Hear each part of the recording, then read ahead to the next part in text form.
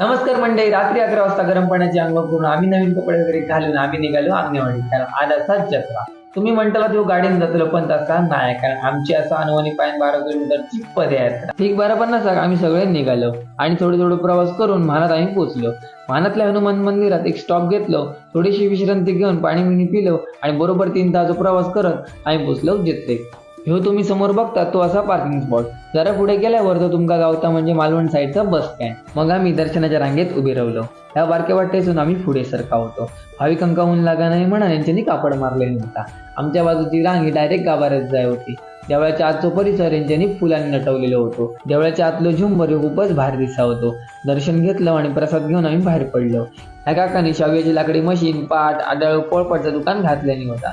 अंगणवाडीच्या जत्रेत तुमका लोखंडी अवजारात भिडे, तवे, भांडी, चादरी, पूर्ण या सगळा स्वस्त गावता. तर तुम्ही नक्की अंगणवाडी जत्रेक भेट द्यावा. मग आम्ही मालवण आगाराच्या